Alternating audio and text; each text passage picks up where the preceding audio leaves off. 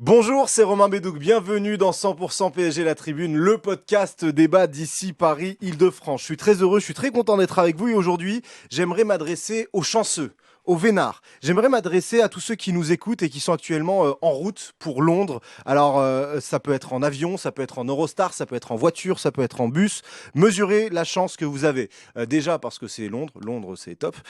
Aussi parce que vous avez eu des places et on a vu la semaine dernière à quel point ça pouvait être galère parce qu'Arsenal en a délivré un petit peu moins que prévu. Et puis surtout, vous êtes chanceux parce que j'ai remarqué un truc récemment.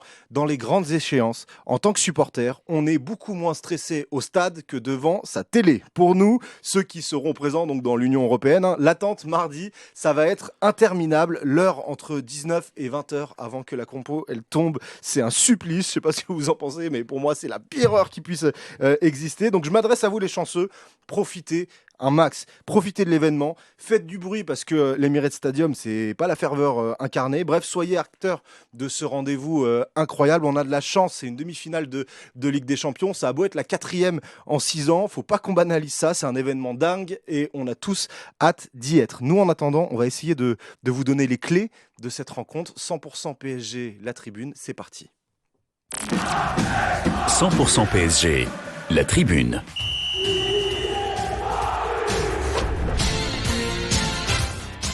Au programme de 100% PSG, la tribune, aujourd'hui on fera le j'aime ou le j'aime pas sur le match de Nice, première défaite de la saison. On aura quelques débats. Est-ce que le fait de ne pas battre ce record d'invincibilité, est-ce que c'est un gâchis sur la saison du Paris Saint-Germain? On se posera cette question. Bien sûr, on va se projeter sur le match de demain soir. Êtes-vous inquiet ou confiant avant Arsenal? Et puis tactiquement, on posera une question.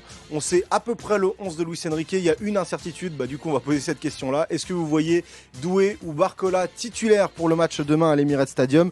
On aura les avis en plateau et puis bien sûr les vôtres. N'hésitez pas à nous donner vos avis, que ce soit ceux qui nous écoutent en podcast ou en commentaire sous la vidéo YouTube. On y va, je vous présente l'équipe. 100% PSG, la tribune. Qui compose la tribune aujourd'hui? On a une personne qui fête son anniversaire avec nous. Oh là là. Pia Clément, salut Salut les Pia, gars. joyeux anniversaire. Merci, c'est trop gentil. Ici Paris Île-de-France, 100% PSG le max, 100% PSG l'actu, la grande soirée de Ligue des Champions demain. Ouais, Ça va d'ailleurs, être bien. pour cette heure compliquée, tu sais, juste avant que la compo tombe, sache que dès que la compo tombe, tu peux te mettre sur ici Paris Île-de-France, on est là. Ça va être trop bien, on sera avec des abonnés historiques en plus en studio qui sont abonnés depuis plus de 40 ans et qui vont venir. Il y en a un, je lui ai dit, tu veux venir au match? Il a dit, ouais, pas de problème. Après, il m'a envoyé un message, il a dit, je peux venir avec ma femme? Ouais, pas de problème. Je peux venir avec ma fille? Pas de souci. Je peux venir avec mon fils aussi. Donc voilà, on aura toute Donc ils vont la être famille. 27. Voilà, Ils vont être 27, exactement. ça va On va être bien, être mis toute en la studio, smala. ça va être trop bien. Donc ça va être bien. Bon, t'es impatiente là avant demain, Je toi, suis ou pas? plus qu'impatiente. J'ai Ouais. rarement autant attendu un match, à part peut-être le match aller contre Liverpool, où vraiment, je parle de cette saison évidemment, où vraiment j'avais très très très hâte, et là c'est la même chose. Ouais. Yacine Amened est avec nous, Salut de à Paris tous. United et du Club des 5. Salut Yacine, ça va? Salut à tous, ça va, ça merci, ouais. Ouais. Ouais. T'es d'accord avec moi sur l'impatience télé VS Stade ou pas? Ouais, mais moi, je rajoute, c'est pas qu'une heure avant le match. Hein. C'est toute la journée. C'est toute la journée. Non, mais La journée, elle est trop moi, longue. le pire du pire, c'est l'heure entre 19 et 20 Non, heures. parce que Mais c'est vrai que toute la journée avant. Parce que t'attends la compo, effectivement, Ouais. mais toute la journée, elle est trop longue, quoi. C'est Ouais. les moments où le temps passe pas. Il faudrait des matchs à 15 heures. Ouais. Des matchs de Ligue des Champions à 15 heures, ça serait bien, non? La bonne idée. Ouais. Que voilà. Et bien sûr, j'ai précisé ceux qui étaient dans l'Union européenne, mais il y a plein de gens qui regardent ce podcast et qui nous écoutent et qui sont dans des fuseaux horaires qui sont complètement différents. Donc je sais que pour vous, ça se trouve, les journées sont soit un peu moins longues, soit un petit peu plus. Donc ça va être sympa, aussi pour vous. Marc Méchénois est avec nous. Ça va, Marc? Salut, ouais, ça va parfaitement. Ouais. Très bien. T'es bien? Je passe C'est un toujours bon bien. week-end. T'es il faisait toujours beau. bien, toujours heureux. Ouais. Très bien, toujours positif. Ouais. T'es d'accord aussi sur l'aspect, t'es moins stressé au stade ou pas? Moi, je suis plus stressé du tout. Tranquille, franchement. Il est bourré en fait, le mec. Non, mais par contre, moi, je peux pas, les gens comme ça, trop positifs.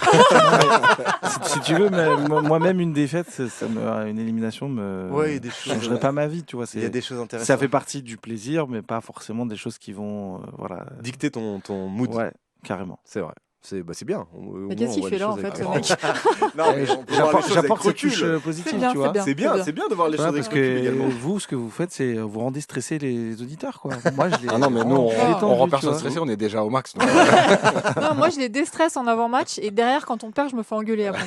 Ouais, tu nous avais dit qu'on allait gagner. Ouais, ça va, les gars, je vous ai juste ambiancé. C'est bon. Oh. Bon, on va faire le j'aime pas, un j'aime pas un peu inédit. Parce que c'est le j'aime pas d'une défaite en Ligue 1. C'est la première de la saison. Ce match face à Nice, défaite 3-1 au Parc des Princes. Je vais commencer. Alors, c'est soit un j'aime pas, parce qu'on doit faire une tribune un peu plus courte aujourd'hui. Je vais commencer avec le seul j'aime. Je dis pas que vous m'avez pas proposé de j'aime, c'est juste que c'est moi qui ai choisi qu'il n'y en ait qu'un seul et je vais les autres des j'aime pas. Le j'aime, il est pour toi, Pia, vas-y.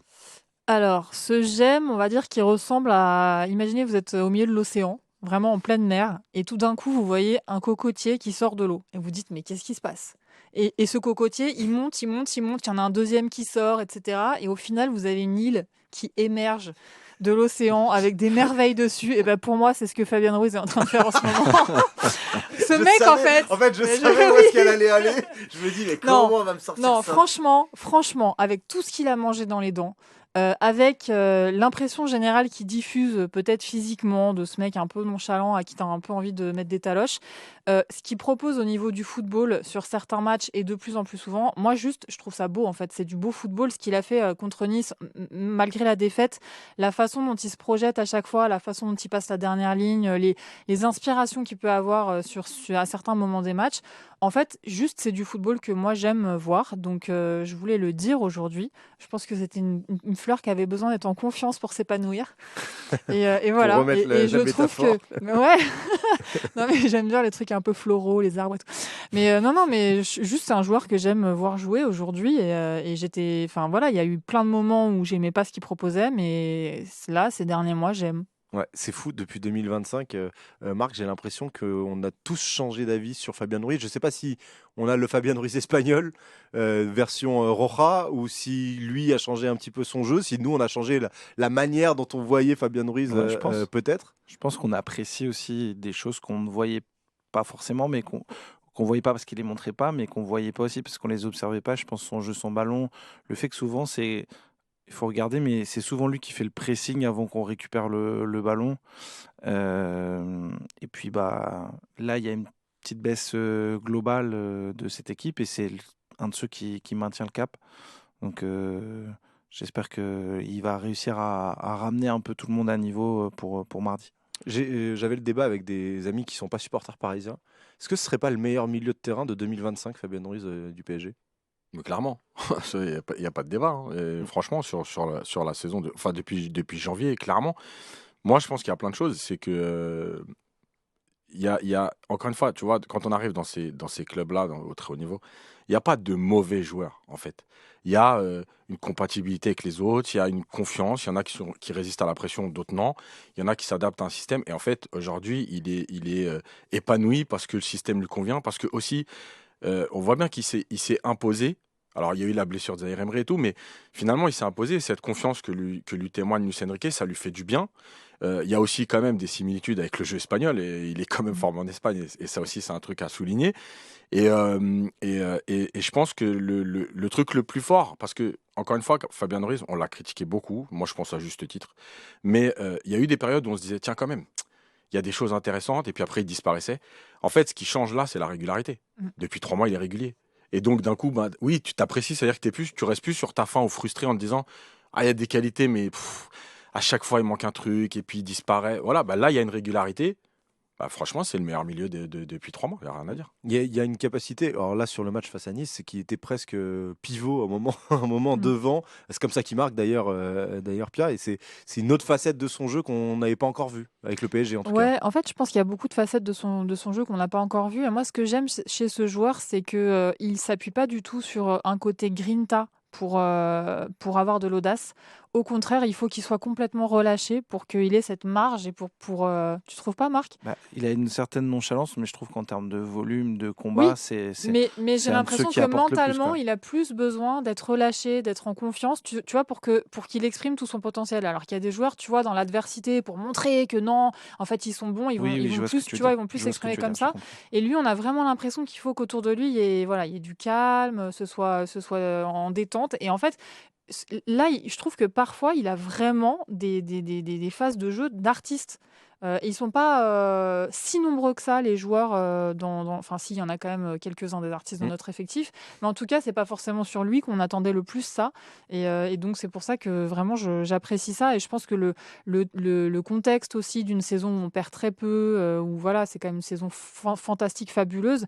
C'est très bénéfique pour lui. Je ne sais pas ce que ça donnerait sur une saison plus compliquée mentalement, avec plus d'échecs et tout. Je ne sais pas. Et donc ça y est, Fabien Ruiz a perdu, puisque il était sur Ouais, une c'est série fou. de 52 matchs, je crois que ça s'était arrêté à C'est incroyable. 52 matchs de suite sans perdre. Donc voilà, Et ça il y est, perd il est- sur un match où il marque. Ouais, En plus. t'as raison. Mais C'est ouf. c'est intéressant de voir que ce joueur qui a cristallisé tant de débats sur les derniers mois, bah, finalement, a réussi à convaincre tout le monde. Tu voulais dire Ouais. un dernier mot? Moi, je défends depuis plusieurs semaines. Enfin, c'est pas une théorie, c'est un fait. C'est que au mois de novembre, c'était un peu. Il y a eu quelques tensions, quelques crispations, et depuis cette date-là, Luis Enrique, il a procédé à des changements dans sa manière d'approcher sa tactique. Je sais pas si tout le monde se souvient le match de Nantes où on tournait autour de la surface de réparation avec Match aller, tu parles. le match aller à Nantes au parc où 1000 passes.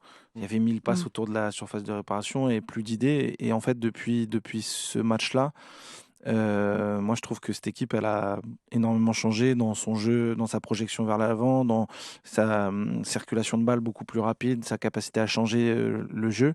Et en fait, lui, dans ses petits ajustements, en fait, lui, il est pivot, il est central là-dedans. Et comme le jeu a changé et qu'il n'en est pas le dépositaire, mais il en est un des acteurs majeurs, et ben, il s'y retrouve. Et c'est ce qui fait que il brille aujourd'hui. Fabien Ruiz qui est donc le j'aime de Pia. On va faire des j'aime pas maintenant, on va en faire deux.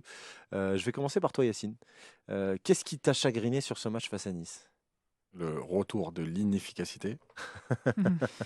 Parce que. Alors, on marque un but, Ouais. on tombe sur un Marcin Bulka qui fait 12 parades. On lui a posé la question en zone mix, savoir si c'était le match de sa vie. Il dit je sais pas, mais. Pas loin. Oui, pas loin. Bon, on va répondre pour lui, oui. Ouais. Non, Est-ce mais que est-ce que c'est dû qu'à l'inefficacité de nos attaquants ou c'est lui qui a sorti un match à la Alisson, quoi? Non, mais bien sûr qu'il sort un grand match. Il y a 2 arrêts, franchement, sur la frappe de Dembélé qui est très puissante et où il met le bras. J'ai rien à dire, voilà, c'est lui qui sort un grand match. Mais malgré tout, j'ai revu en fait des gestes qu'on voyait moins. Ça veut dire des joueurs qui forcent, des joueurs qui frappent fort, des joueurs qui sont moins lucides, qui sont un peu dans la précipitation. Et il n'y a pas de signal d'alarme à tirer parce que le contexte du match, parce que tu es champion, parce que voilà, et tu te gères aussi. Mais malgré tout, tu te crées beaucoup d'occasions et c'est pas normal d'avoir aussi peu d'efficacité. Surtout on va arriver en Ligue des Champions et on sait que la Ligue des Champions, en dehors de tout ce qu'on raconte, c'est la compétition de l'efficacité. Mais ce qui me dérange, en fait, c'est que je sais trop que dans le foot, la confiance, elle est très, très dure à amener. Quand tu l'as, tu as l'impression de voler. Les préparateurs mentaux appellent ça un peu le flow. Voilà, on est là-haut et il faut y rester le plus longtemps possible. Le problème, c'est que je sais aussi que la confiance en un match, elle peut disparaître. Et malgré tout, sur les derniers matchs, à part Aston Villa où tu marques 3 buts enfin 5 buts sur la confrontation, voilà, les matchs en championnat, on marque moins. Il y a quelque chose. Et cette confiance, moi, j'ai revu voilà, ce manque de confiance qu'il y avait devant le but. Dembélé, je pense qu'il y a au moins 3 situations où il y a un mois, il frappe pas comme ça. Il plaçait son ballon, il était tranquille. Et dès la première occasion ratée, derrière, tu sens qu'il a envie de forcer le truc. Et peut-être que tu as raison, hein, peut-être que le match de Boulka l'oblige à faire ça parce qu'il se dit, tiens, d'entrée, l'arrêt qu'il fait, wow, le mec, il est chaud, donc il va falloir faire autrement. Mais en fait, non, justement, il faut garder cette lucidité, cette sérénité. C'est ce qui fait la force devant le but. Voilà, il n'y a pas de signal d'alarme à tirer, mais j'ai quand même revu des choses qui me dérangeaient dans la première partie de saison. Moi, j'étais plutôt d'accord avec Yacine, mais il y a juste les arrêts dans les dernières minutes là. Mm. Il est écœurant en fait. Mais l'arrêt à 3 mètres sur Ramos, c'est. Ouais, il y a l'arrêt sur Ramos, Mm. il y a l'arrêt sur la frappe de Vitinha aussi, Mm. la claquette. Il y en a une autre, il y a le face-à-face avec Barcola. Bon, là, c'est Barcola qui Mm. le joue moins bien. Et il y a même le faux centre d'Hakimi où il Mm. où il Ouais, le avec le bloque, bras. où il le Mm. bloque super bien. Bon, est-ce qu'il y a est-ce que tu sens qu'il y a un facteur un peu remise en question qui peut venir après cette rencontre-là? En fait, il y a une vraie puissante impression de déjà-vu. Et honnêtement, moi, pendant qu'on commentait le match, Romain, j'étais en studio et sur mon ordi, j'ai tapé dans Google PSG et ensuite avec des guillemets contre le cours du jeu. Parce que, en fait, non, mais il y a un double truc. Il y a le côté, on fait 32 tirs dans le match et on marque pas ou on marque un but. C'est un méga déjà vu, notamment en phase de Ligue de la Ligue des Champions et puis même l'année dernière contre Dortmund, etc. Enfin, c'est vraiment voilà, un schéma qui commence à être répétitif. Là où on est avantagé aujourd'hui, c'est qu'on sait qu'on est déjà arrivé à passer outre ce schéma. On a les clés, on sait qu'on les a, donc voilà, mentalement, peut-être que ça va nous aider à gérer ça. Puis après, il y a l'envers de la pièce, qui est ce côté but contre le cours du jeu, où en fait, moi, ça commence à me déranger d'entendre à chaque fois, après ce genre de match, Luis Enrique qui dit c'est injuste. Non, c'est pas injuste en fait. C'est pas injuste, ça fait 50 fois que ça t'arrive de suite, donc dis pas que c'est injuste. 3, c'est plus injuste en fait. Bah ouais. En fait, tu peux pas dire que c'est injuste de prendre un but contre le cours du jeu, puisque c'est justement la façon dont tu joues qui fait que tu peux te faire ouvrir facilement et c'est un risque qui est accepté dès le départ et que lui, il assume en conférence de presse en disant on joue offensif, on assume. Donc moi, c'est vraiment le seul truc que j'aimerais voir changer chez Luis Enrique, c'est juste qu'il oublie le mot injuste. Non, t'assumes ton truc. Si tu veux corriger des choses, corrige-les, mais ne viens pas nous dire que c'est injuste, c'est Alors pas le cas. c'est intéressant parce que je voulais le mettre un peu plus tard, mais je vais le mettre maintenant, un sonore de Luis Enrique qui dit en gros, vous allez l'écouter, que s'il a un match similaire à Arsenal, il signe tout de suite. On l'écoute tout de suite. Ce que j'ai vu, je signe tout de suite pour voir mardi ce que j'ai vu ce soir. Et pareil pour le match retour. Ce que j'ai vu sur le terrain, une équipe qui tire 30 fois au but, je signe tout de suite. Je signe pour tout sauf le résultat, bien entendu. Je n'ai aucune inquiétude. Si mon équipe attaque, joue haut, presse haut, ne s'arrête jamais de courir, a beaucoup d'occasions et tombe sur un gardien qui fait un très grand match, je l'accepte. Ça fait partie du foot. Ça oui. Ça oui. Là, je suis d'accord avec lui. Là oui. Oui. Après il signe pour avoir le même type de scénario, quoi. Oui, mais là, c'est pas injuste. Il est tombé devant un grand gardien, les trucs sont pas rentrés. Et je suis d'accord avec lui que quand on était en phase de ligue et que justement on n'arrivait pas à marquer, il disait ça, il avait ce discours. Et le jour où ça s'est débloqué, on s'est dit ah ouais, en fait, il avait raison. Donc on sait que c'est vrai, il a raison, mais il faut juste que ça se débloque, quoi. Alors ça va faire le lien aussi avec ton j'aime pas, Marc, parce que il y a une double alerte. Double mouvement. Il y a le fait d'avoir 30 tirs effectivement et de pas avoir l'efficacité. Il y a aussi le fait d'avoir 3 tirs cadrés concédés, 3 buts. Ouais, et puis en fait, c'est une dynamique. Tu prends 12 buts sur les 8 derniers matchs, tu prends 9 buts sur les 5 derniers matchs, tu reprends encore un but sur coup de pied arrêté. Parce qu'en fait, c'est une récurrence quand même, ça, et qu'on souligne très très peu, en fait, qu'on est très faible sur coup de pied arrêté. Et puis, tu vas à l'Emirates au mois de... C'était quand? En octobre, fin septembre? Tu as pris 2 sur coup de pied arrêté. Donc, moi, ça, c'est un truc qui m'inquiète pour la suite. Et à ce niveau-là, en fait, si on regarde bien dans toutes les compétitions, notamment tu prends les Coupes du Monde ou les Ligues des Champions, les équipes qui gagnent, Yacine, il le dit, c'est ceux qui sont les plus efficaces, mais c'est surtout dans les deux surfaces, quoi. Et Arsenal, bon, ils ont pris 2 buts ce week-end, mais globalement, t'as pris que 1 but face au Real Madrid sur 2 confrontations, c'est que t'es quand même plutôt efficace dans les 2 surfaces, quoi. À l'aller, le but d'Avert, c'est pas un coup de pied arrêté, c'est un centre. C'est un centre, ouais. Mais c'est pas un coup de pied arrêté. Le deuxième, ouais, c'est un coup de pied arrêté. C'est un centre. Oui, donc, mais c'est un peu. c'est- Voilà, c'est- j'ai envie de c'est dire la- jeu aérien. c'est la Jeu perception, aérien. la perception du jeu aérien, exactement. Après, Et c'est pas juste, c'est pas nouveau. Les coups de pied non, arrêtés. c'est pas nouveau, et c'est pas nouveau que c'est une c'est- spécialité à Arsenal en plus, les coups de pied offensifs. Mais juste Arsenal, l'autre jour, je voyais une stat qui disait qu'ils étaient la meilleure défense de première ligue. Je me dis, ah mince, ça nous arrange pas et tout.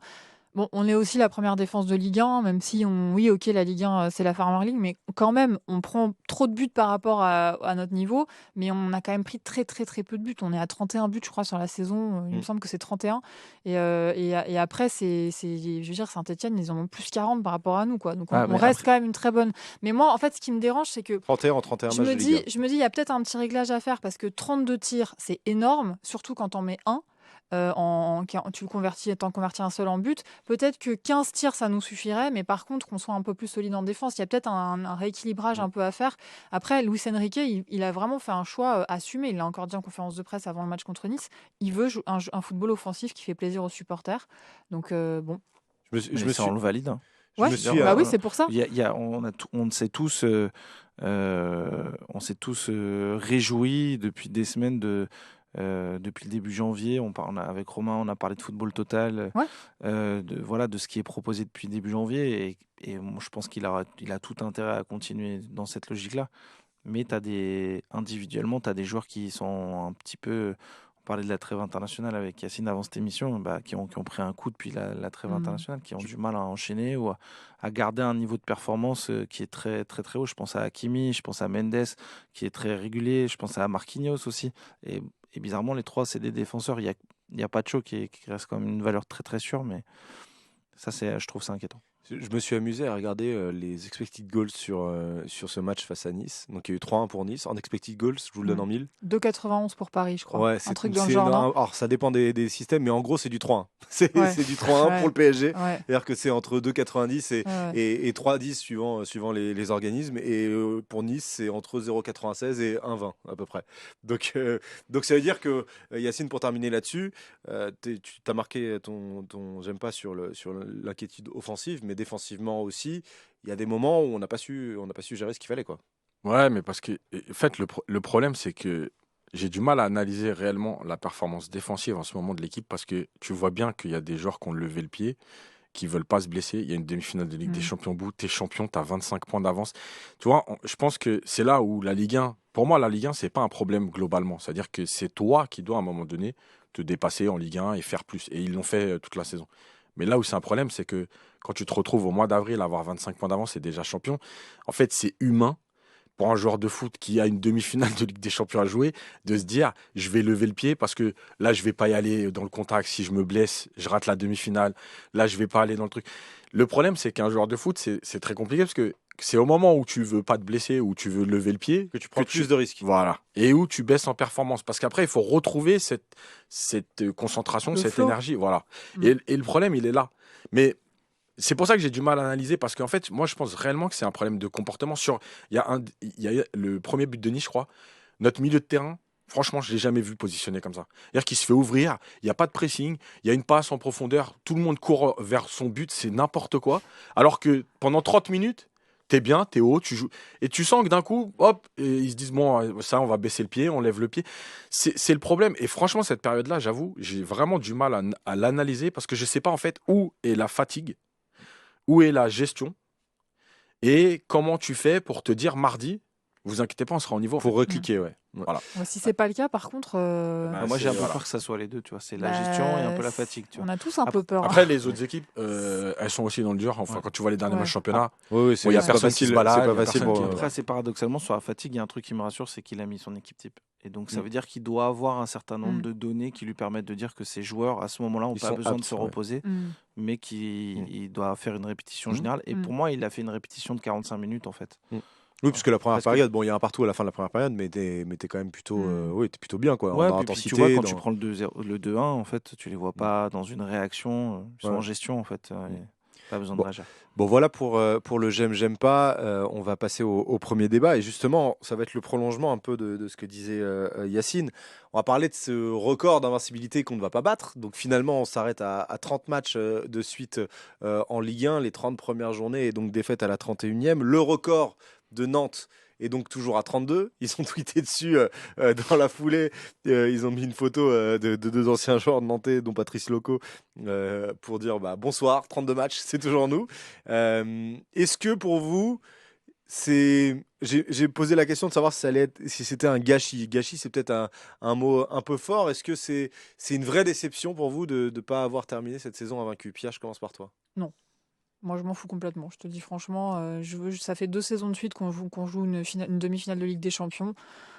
Franchement, le record en Ligue 1, je m'en fous complètement. D'autant que le record d'invincibilité à l'extérieur qu'on a battu la semaine dernière, je sais pas pourquoi, mais ce Pour toi, ça a record-là, plus de valeur que, ouais. que les. Ouais, parce Ah ouais. que c'est en Europe, parce que c'est le Grand Milan, parce que et puis ça paraît tellement fou quoi d'être invaincu à l'extérieur en championnat pendant autant de matchs, mais 39. ça va à rebours de tout ce qu'on peut entendre, tu vois, généralement quoi. On est censé être moins fort à l'extérieur globalement, enfin. Pour moi, c'est aussi à mettre au crédit des ultras, de tous ceux qui font les déplacements, qui sont en parkage et tout, parce que eux aussi, ils ont leur rôle, je pense, dans ces victoires à l'extérieur, parce qu'ils sont là et qu'on les entend.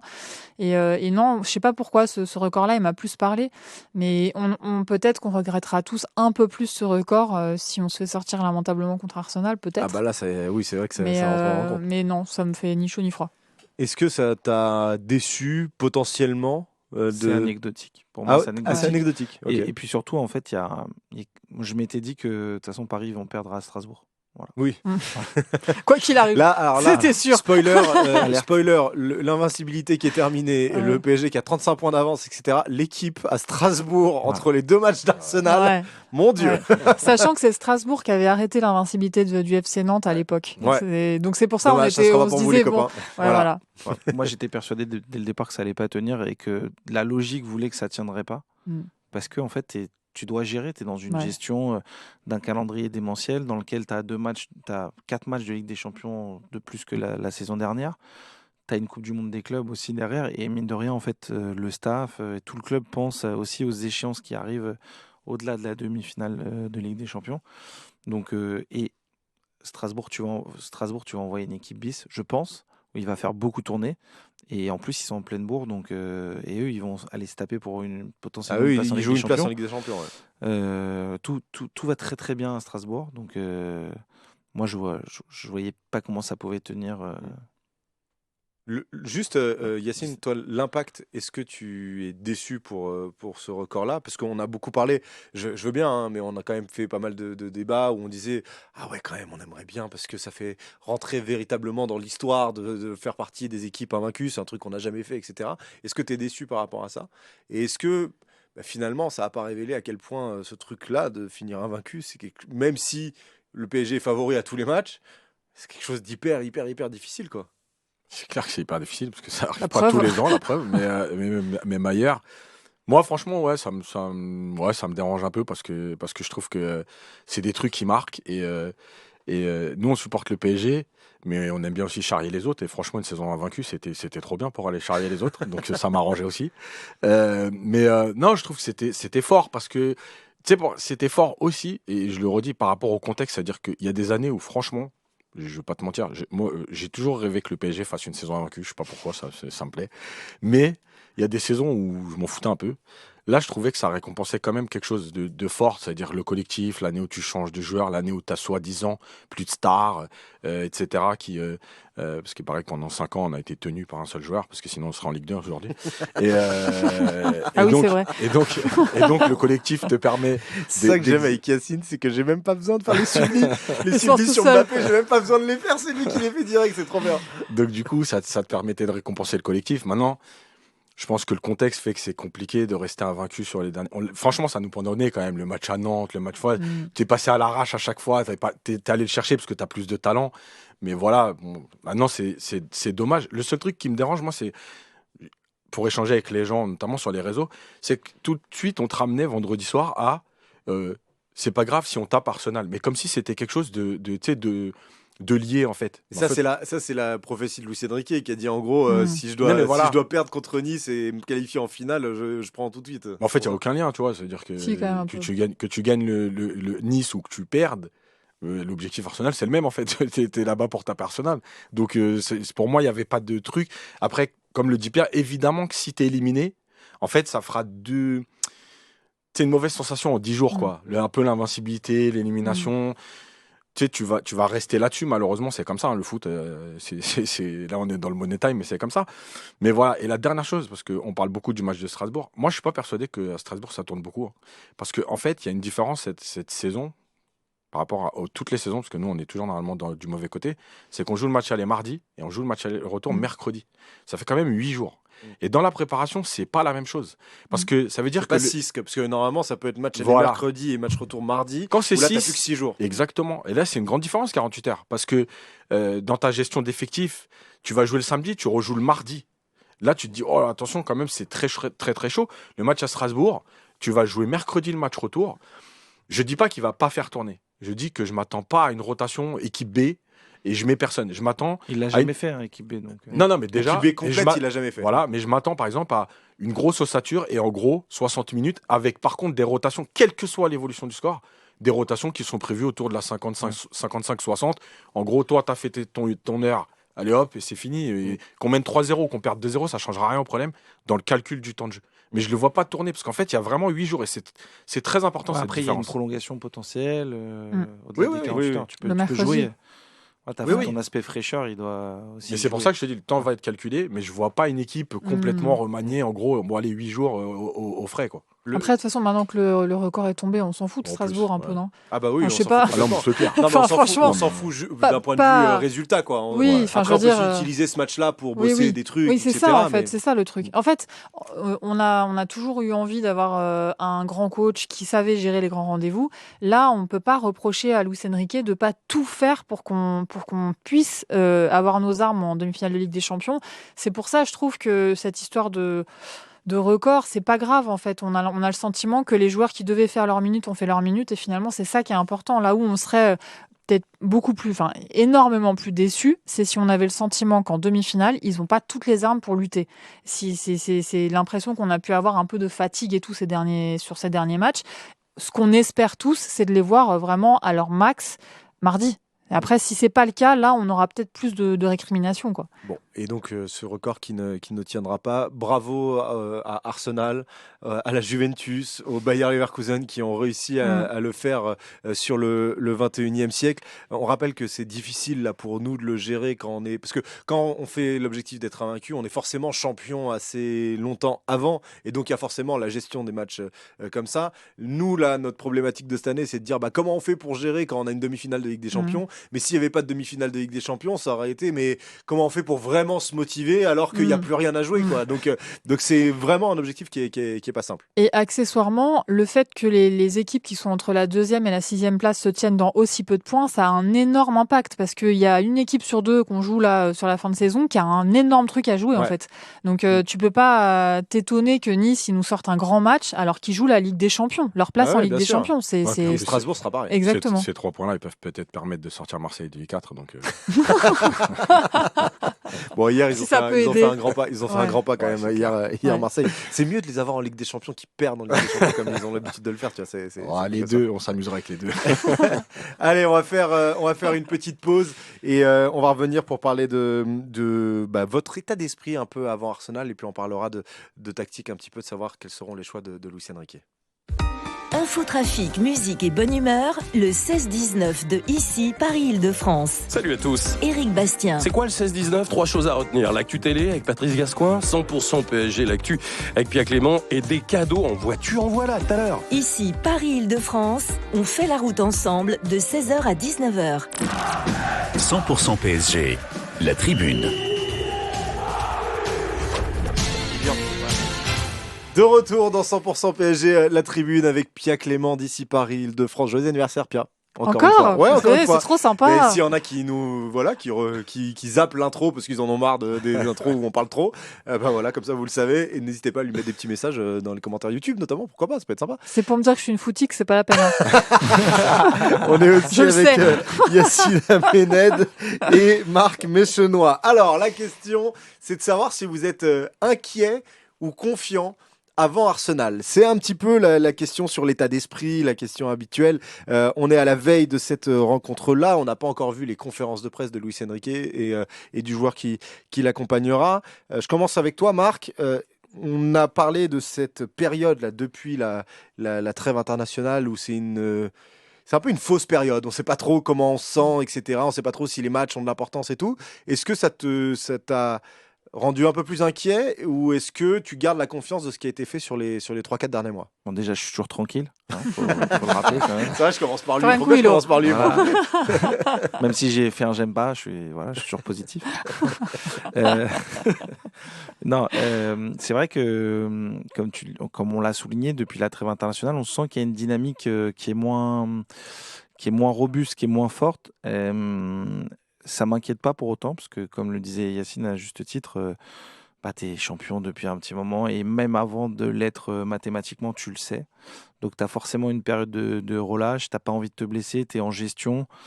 Donc je pense que ça joue en ta faveur, dans le sens où physiquement, tu vas être plutôt bien et plutôt focus là-dessus. Après, est-ce que le fait que la dynamique soit un petit peu enrayée joue sur ta confiance, joue sur ta capacité à savoir mettre le curseur là où il faut à l'instant T? C'est mon seul point d'interrogation. Est-ce qu'ils vont être capables de reproduire ce que tu as vu contre Liverpool à l'aller et au retour? Contre Aston Villa à l'aller aussi. Oui, c'est vrai, contre Aston Villa à l'aller aussi, parce que même si tu es mené, tu as une réaction qui est grandiose, quoi. Contre Lille aussi. Contre Lille, ouais, c'était La juste première avant mi-temps Liverpool. contre Lille. C'était Ouais. juste Je avant m'en suis pas Liverpool. remise Contre encore. Dunkerque aussi, c'était C'était ouf. dingue. Surtout à 2-0. Donc voilà, moi Donc, c'est un peu de l'entre-deux. C'est mon interrogation. Est-ce qu'ils sont capables de retoucher ce niveau, ce niveau du match de Liverpool, de la première mi-temps de Aston Villa? J'ai envie c'est ma grande interrogation, et puis c'est ce qui fait aussi un peu le sel de cette rencontre. Yacine, comment tu te sens? Est-ce que tu es plus inquiet ou confiant? Moi, l'éternel optimiste, c'est ça que je veux dire. Franchement, je suis ni l'un ni l'autre, parce que en fait, déjà, je trouve que on en fait trop avec Arsenal. Je vais être clair, parce que en fait, on nous parle de Arsenal contre le Real Madrid qui a maîtrisé, mais on est quand même sur le pire Real Madrid depuis 10 ans. Donc, si c'était le PSG qui avait tapé le Real Madrid comme ça, je vous promets qu'il y a 80% dans les médias qui nous auraient expliqué que c'est normal, parce que ce Qu'ils Real étaient Madrid nuls. il est éclaté. Donc Ce qui est vrai. mais c'est vrai. Non, mais ça c'est vrai. Mais voilà, donc je trouve qu'ils ont été très bons contre le Real Madrid, mais Ils ont je veux fait ce dire, qu'il fallait. voilà. Moi, je les suis souvent en première ligue. Je vois des choses. C'est pas non plus une machine de guerre. Il y a des failles. Offensivement, moi, je les trouve pas. Ils ont des qualités. Ils sont dangereux, mais ils ont aussi un manque d'efficacité. Ils se créent souvent des situations qui finissent pas. Beaucoup de joueurs blessés. Ouais, dans- c'est Aussi, ça, ils ont ils des blessés. sont Ils ont Partey qui décimés, est quoi. pas là. match aller, ouais. Voilà. En défense. Bon, je veux pas être trop dur parce qu'après je vais Oui, me on le peut se prendre prendre un en- retour de Ouais, karma ouais, qui ouais. peut être un peu Ah bah, gênant. sur une donc, petite tête. Mais il en est défense, tranquille. en défense, ce que disait Pierre tout à l'heure, oui, ils ont une bonne défense, mais malgré tout, moi j'ai aussi vu des failles, j'ai aussi vu des erreurs de défenseurs sur des sautes de concentration, etc. Donc c'est pas une machine de guerre qui me traumatise. Il y a eu des années où on a rencontré des équipes où je me disais bon quand même, va falloir être très très très très fort pour passer. Là, va falloir être. Moi, je trouve que c'est deux équipes qui se valent à peu près. Pour moi, tu vois, par exemple, la pire équipe à jouer, c'était l'Inter. Voilà, pour moi, c'était le Pourtant, jeu. l'Inter, là, ils sont en train de tirer Ouais, sur ouais, la ouais. corde sévère. hein. Ouais, mais c'était l'équipe avec le jeu, avec la mentalité qui comme te nous. correspondait le moins, je trouve. Arsenal, il y a des choses. Maintenant, pour finir là-dessus, moi, je suis ni inquiet, ni confiant. Ça veut dire que il y a un mois, j'aurais été très confiant. Là, c'est vrai que le mois qui est arrivé, il y a un petit truc qui se passe. Tu te dis, ouais, est-ce que finalement, est-ce qu'on a atteint notre prime trop tôt? Est-ce que on est en sur-régime? Est-ce que voilà. Mais en même temps, Arsenal, ils me font pas plus peur que ça. Voilà, c'est une très bonne équipe, mais ils me font pas plus peur que ça. Donc voilà, ça va être du 50-50. C'est facile de le dire, mais je pense vraiment que ce qui va se passer là-bas, c'est ce qui va déterminer en fait la double confrontation. Parce que je rappelle encore une fois que des fois on parle beaucoup du match aller, mais c'est une double confrontation. Et le Moi, truc, j'aime bien c'est dire d'aller que c'est là-bas 4 pour... mi-temps à chaque fois. Ouais, et le truc, c'est de revenir de là-bas en étant en vie. Alors après, si tu peux aller faire un coup, c'est encore mieux. Mais il faut revenir de là-bas en étant en vie, c'est tout. Pia, tu te sens comment, toi? Alors, tu vois les personnages des dessins animés qui ont un œil par là, un œil par là. Bah, dans ma tête, c'est ça. C'est-à-dire que je suis Les confiante métaphores à pendant chaque 30 fois. secondes et après, je suis plus du tout confiante. Et en fait, moi, vraiment, ce qui m'habite cette saison, c'est vraiment le plaisir et l'attente des matchs avec enthousiasme. Franchement, je suis enthousiaste de cette équipe, de cette saison. Je suis aussi enthousiaste de cette Ligue des Champions, globalement. Je trouve que voilà, le niveau des 4 demi-finalistes est fantastique. C'est que des matchs qu'on a vraiment envie de voir. On a vraiment du mal à dire qui est le favori ultime parce que c'est 4 équipes. Et ça, c'est vraiment un vrai plaisir, en fait, de voir que voilà, dans chaque championnat, grand championnat, il y a des équipes qui jouent en équipe. Moi, c'est ça que j'aime aussi chez Arsenal, c'est que malgré le fait qu'ils aient beaucoup de blessés, ils ont une maturité collective, tactique, qui fait que bah voilà, ils font passer certains joueurs en attaque alors que normalement ils sont relayeurs, etc. Et ça fonctionne quand même parce qu'ils jouent en équipe et qu'ils savent à peu près voilà, ce qu'ils doivent faire ensemble. Donc, c'est sûr que c'est un match qui est impossible à pronostiquer. C'est sûr qu'ils ont aussi des faiblesses, comme nous, on peut en avoir aussi. Ils ont fait, comme nous, avant la double confrontation, ils ont fait des matchs pourris. Enfin, moi, j'ai vu celui contre Crystal Palace. Franchement, C'était mercredi dernier. fallait Eux, se ils ont eu mouiller une la semaine nuque. de repos. Hein. Ils ont eu une semaine de Ouais. repos avant le. Ouais, avant mais ils la se sont rencontre. aussi reposés pendant le match contre Crystal Palace. Vraiment, quoi. Donc, et voilà, et c'est pas étonnant. Je veux dire, ils sont pas fous, quoi. C'est comme nous, ils veulent se préserver, ils veulent pas se blesser, etc. Donc je suis, voilà, je suis ni inquiète, ni confiante. J'ai juste hâte. Est-ce que le match là de Nice, malgré la défaite, il y a eu des signaux alors on a parlé des signaux négatifs tout à l'heure avec l'inefficacité, Le les but coups de contre pied- son camp. contre le cours du jeu. Contre le cours du jeu, pardon. Le coup de N'importe pied quoi. arrêté, etc. Mais est-ce qu'il y a eu des choses qui vous ont un petit peu rassuré, notamment je pense à la première période, dans le facteur clic vers l'intensité et vers ce qu'on pourrait avoir mardi soir, Marc? Bah, le sentiment quand même qu'il y avait à un moment donné, on était en train d'assister à une répétition un peu générale du match, pas d'Arsenal, parce que l'opposition est forcément pas la même, mais tu ultra domines, tu te crées des occasions, tout en étant quand même dans un sentiment un peu de gestion, parce que tu n'as pas vu Nuno Mendes se projeter une fois vers l'avant, par exemple. Donc ça me rassure quand tu continues à dominer, à dominer ton sujet de cette manière, et comme tu l'as fait sur les matchs précédents, c'est rassurant, et à te procurer des occasions. Et pas des petites occasions, hein, des occasions quand même extrêmement franches. C'est pas un tir lointain. Yacine parlait à un moment donné qu'il y avait des phrases qui étaient un peu forcées. On a quand même eu un lot aussi d'occasions qui n'étaient pas forcées. Je pense Quand je parlais des Français, c'était Oui, plus en puissance. la C'est-à-dire finition, tu essayais d'arracher plutôt que qui de. travaille ça monte ta frustration. Ouais, voilà. Voilà. Mais Ousmane Dembélé qui frappe la super parade de Bulka. Je pense à Doué qui la met au-dessus sur le décalage de Dembélé. Globalement, si on s'arrête à la mi-temps, même s'il y a un partout, je me dis c'est ok en fait. C'est ok, hein. Pour ça, c'est. Toi aussi, ça t'a un peu rassuré ou pas cette première période, cette première au moins la première grosse demi-heure du PSG? Ouais, parce qu'on a quand même revu plein de choses qu'on avait vues sur toute la saison. C'est-à-dire que tu as des certitudes et tu les as appliquées. Ton contre-pressing, il a quand même été bon pendant 30 minutes. Tes positionnements, ils sont bons pendant 30 minutes. Ta façon d'attaquer, elle est bonne pendant 30 minutes. Parce que quand tu as autant d'occasions, encore une fois, c'est pas des situations, tu as des occasions. Normalement, enfin, Marc dit 1-1 à la mi-temps. Moi, je te dis, s'il y a 2-0 au bout de 30 minutes, il n'y a surtout rien à dire et le match, il est terminé. Donc voilà, après c'est oui, la deuxième partie du match, elle est notamment tu prends ce but d'entrée de deuxième mi-temps et tu sens que là, bon, en gros, tu vois par exemple l'entrée de Barcola, je trouve qu'elle est significative, c'est-à-dire bon, il y a 2-1, parce qu'on va pas aller se taper pour aller chercher un 2-2 ou quoi. Vas-y, on va laisser couler. Si on y arrive, assez Ah, paradoxal d'ailleurs. Ouais. Parce que lui, il joue peut-être un peu sa place sur son entrée quand même. Ouais, mais je pense qu'il est dans le mood de tout le monde, c'est-à-dire, voilà, en gros, bon, si on arrive à égaliser, c'est bien, mais on va pas tout faire pour aller chercher l'égalisation. Bon, t'en prends un troisième derrière. Mais voilà, donc, ouais, il y a des choses qui sont rassurantes, il y a des comportements qui sont rassurants. Et la première demi-heure, elle est hyper rassurante dans le sens où, bah ouais, tu sais faire encore ça, quoi. Bon, bah, tant mieux, au moins, ça nous donne un petit peu de confiance dans cette période un peu spéciale. C'est vrai que c'était chelou ce match, ce mois-là, d'ici, enfin, ce mois d'avril, là, depuis qu'on est champion. Vas-y. Ouais, moi, il y a un autre truc qui me fait peur. On parlait du match contre le Real. En effet, c'est pas le meilleur Real, mais nous, on a rencontré pas le meilleur City et on leur a mis 4-2, tu vois. Et ça a été un match déclic pour nous parce qu'on les percevait comme une montagne. Et j'ai peur que le match du Real pour Arsenal, ça soit un peu notre Manchester City. Ah, que mentalement, ça peut... Bah ouais, parce que, tu vois, tout le monde leur avait prédit vous allez voir, le Real, c'est imprévisible, ils peuvent marquer à tout moment. À Bernabeu, ça sera pas la même. Et puis, en fait, à Bernabeu, ils ont maîtrisé plutôt le truc. Ils finissent par gagner. Ils gagnent 3-0 à l'aller.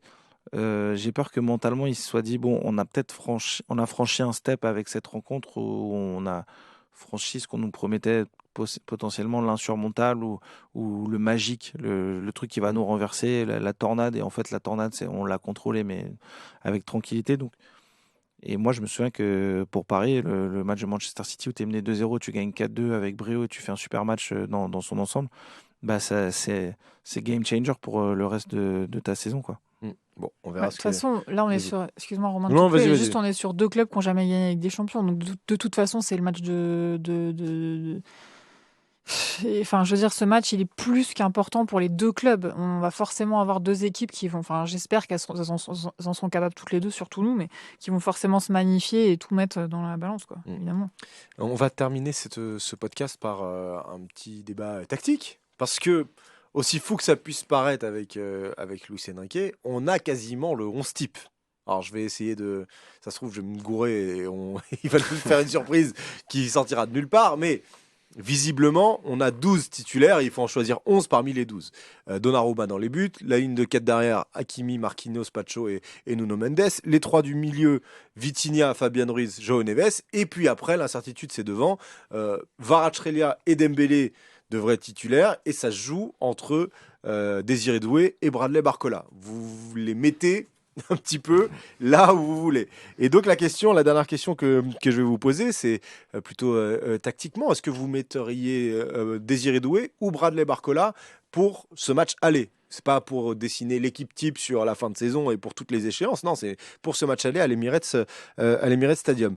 Je vais commencer avec toi, Pia. Tiens, qui tu mettrais sur ce match là-bas, là, par rapport aux performances que tu as pu voir, à la dynamique et par rapport peut-être au profil aussi d'Arsenal? Alors, moi, je mettrais Désiré Doué parce que la première raison, c'est que je trouve que Kvaratskhelia, il est meilleur à gauche qu'à droite. Et Donc tu si tu mettrais mets Barcola, tu dois. Kvara à gauche, Ouais. Désiré Doué à Ouais. droite et Dembélé dans l'axe. Ouais.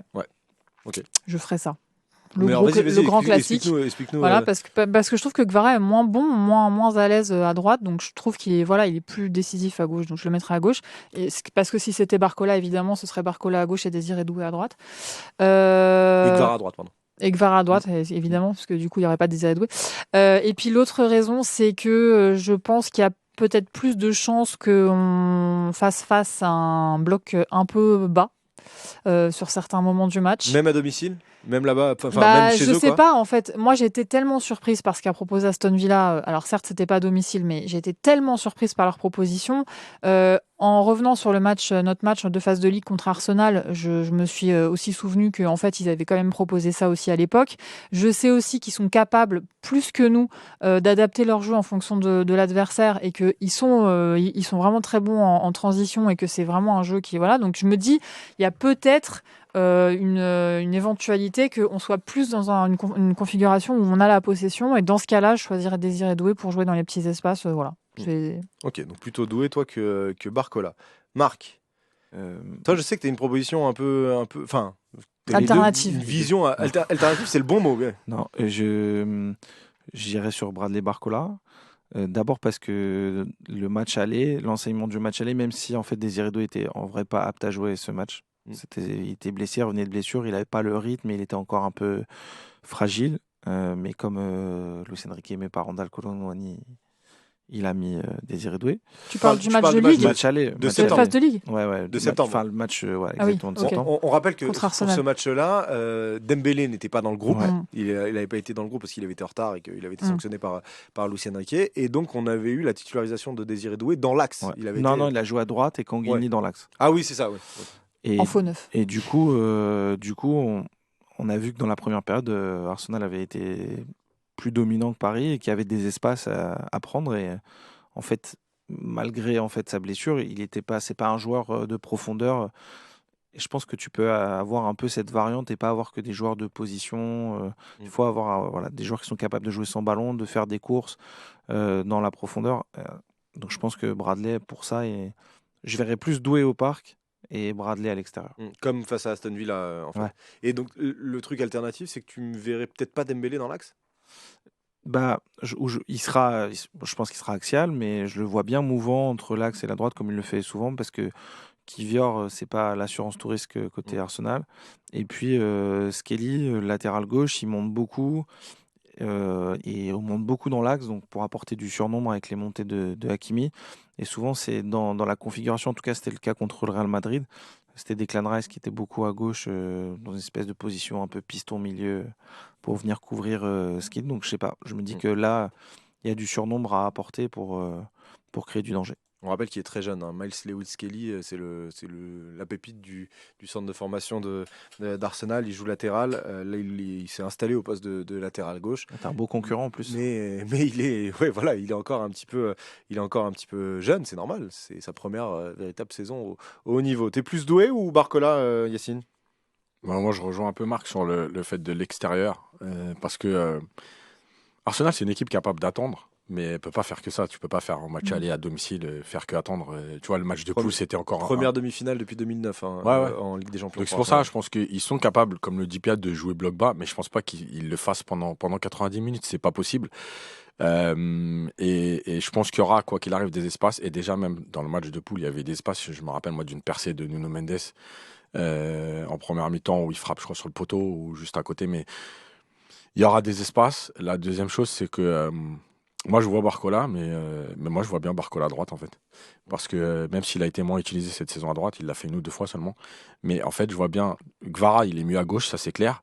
Et moi, je me souviens, par exemple, que l'année dernière, dans les matchs à élimination directe, Barcola, il fait 2 matchs à droite, notamment Barcelone et la Real Sociedad, où il est très bon à droite. Et la Real, là-bas, c'était un peu moins bien. Ouais, mais c'était spécial, parce que Dembélé, il jouait... il jouait presque 10. Ouais, voilà, les deux, ils étaient écartés, ils jouaient même pas. Enfin, bon, bref. Mais il avait joué à droite. Et son entrée contre Barcelone à la mi-temps, à droite, elle avait été très bonne. Moi, je vois bien ce truc-là, en fait. C'est que Barcola joue à droite. Parce que Barcola, même si, tu vois, c'est un peu bizarre, parce qu'avec la forme de Doué, j'ai l'impression qu'on est en train de minimiser un peu la saison de Barcola. Il est un peu, tu sais, Doué a pris le dessus. Mais je crois qu'il ne faut pas minimiser la saison de Barcola, en termes de stats. Elle est quand même très bonne. C'est le seul qui est en double-double. Voilà. Donc 10 buts, au moins 10 buts et au moins 10 passes D. En termes d'investissement, c'est-à-dire que même dans sa période où il n'est pas bon offensivement, il a toujours fait le travail défensivement, il fait les courses, il se replace. Et moi, je pense que ça peut être un truc intéressant avec Hakimi. Donc voilà, moi je vois bien Luis Enrique mettre Barcola à droite, même si effectivement il a joué 90% de la saison à gauche cette saison. Mais Gvara est mieux à gauche et tu as la possibilité cette saison, même, tu vois, même ce que disait Marc sur le fait que même Dembélé à droite, c'est même pas quelque chose d'improbable, tu vois. Enfin, Luis Enrique, il nous a tellement habitués à faire des choses comme ça sur des positionnements, puisqu'il considère que tous ces joueurs sont capables de. Et c'est vrai en plus. Bah voilà, ouais. Donc je vois, enfin, ce serait pas un truc improbable, quoi. Et puis, il a réussi à se réinventer, Barcola, pendant la saison, puisqu'on se rappelle son début de saison en boulet de canon, offensivement, de manière plus pour marquer, où il arrivait véritablement à scorer. Et puis, depuis 2025, c'est plus les passes D. C'est devenu un serial passeur. Alors, il marque un peu moins. Là, il y a un face-à-face contre Nice qui doit marquer, qui doit mettre. Mais au moins, il a réussi à être une solution potentielle. Ils t'ont convaincu ou pas, Pierre? Non, parce que non, mais tout est entendable. Hein. Enfin, évidemment, oui, tout est possible et honnêtement. C'est un choix de riche. Hein. On est là pour le moment, on est bien. Hein. Moi, j'ai le sentiment qu'avec Barcola, le jeu est moins arrêté en fait. Et ça c'est vrai. Besoin d'avoir un peu, je pense, mais de en fait, mouvement, tout dépend de ce que rapidité, propose Arsenal, quoi. Et de variation, parce que Ousmane il est capable de prendre de la profondeur, mais surtout il joue dans les pieds. Et vu ce qu'on a vu contre Nice, il était pas 9, il était complètement 10. Et je pense que tu as besoin de profils un peu variés parce que en fait, tu n'as aucun joueur de rupture, aucun joueur de profondeur. Et lui, c'est le seul qui a le plus. Enfin, c'est celui qui a le plus ce profil-là. Mais pas à droite. Dans ce cas-là, moi, j'aurais mis. Pour moi, si tu mets Barcola, tu mets Gvara à droite. Parce que je trouve qu'à choisir, il est quand même. Il a déjà plus joué à droite cette saison. Il est passeur aussi. Moi, il y a quelques matchs l'année dernière, à Reims, par exemple. Il rentre, passe D à droite. Donc, il est comme ça. Mais tu vois, son heure à Aston Villa, elle est bonne. Malgré tout. Tu vois, par exemple, au moment où il sort, moi je pensais vraiment, dans le contenu du match, c'est vrai. Vara, il méritait plus de sortir que Barcola. Donc, sachez que le groupe du Paris Saint-Germain est tombé. Il n'y a bien entendu aucun absent. C'est incroyable. C'est quelque chose qui n'est pas à minimiser. Vraiment, ça paraît normal Non, c'est pas normal de ne pas avoir de blessés. Moi, perso, ça m'a fait changer mon rapport à la malchance, entre guillemets, qui peut y avoir quand il y a des blessures qui tombent. Il peut y avoir des blessures avec de la malchance, hein, c'est des coups, etc., que tu peux prendre en match, tout ça, mais quand tu n'as plus aucune blessure musculaire dans tout ton effectif sur toute la saison, notamment pour les grands événements, c'est qu'à un moment, il y a un staff qui bosse très très bien, donc bravo au staff du Paris Saint-Germain. Ça vaut limite l'invincibilité, moi je trouve. Ah ouais. Bah, c'est une forme quand même. d'invincibilité sur une saison, mais c'est un truc de fou quand même. Tu te rends Ouais. compte? Non, C'est hallucinant, quoi. On arrive en demi-finale de Ligue des Champions, on n'a aucun blessé. Quand tu regardes, le Real n'est pas en demi-finale de Ligue des Champions, mais quand tu regardes la catastrophe de leur côté cette année au niveau des blessures, au niveau d'Arsenal, c'est pareil. Ils sont décimés, quoi. Ils ont perdu quasiment tous leurs attaquants ces dernières semaines, même s'il y en a quand même qui sont de retour. Qui sont fragiles aussi. Oui, ils Oui, ont des bah, joueurs Gabriel fragiles. Régis, Enfin, ça fait, à ça la fait base, quatre- à la base, Ousmane Dembélé, c'est un joueur fragile. Hein. Bah oui, c'est ça. Mais bon, ça fait C'est 2 ça ans qui est et demi fou. qu'il n'est pas blessé, quoi, tu vois. Donc, Depuis c'est qu'il plus est à un joueur Paris. c'est Donc, plus un joueur non, un peu avant sa dernière Ouais, saison à déjà, Barcelone. déjà à Barcelone, mais c'est Ouais. vrai qu'il avait déjà un peu modifié Depuis qu'il est sa papa. chose. ça Ça change un homme. Hein. Oui, c'est possible. Le pourtant, mariage. Pourtant, Javier Pastore, ça lui a pas fait le même effet. Bon, Ça change pas tous les hommes. C'est très bien, parce que quand on termine par Javier, c'est extraordinaire.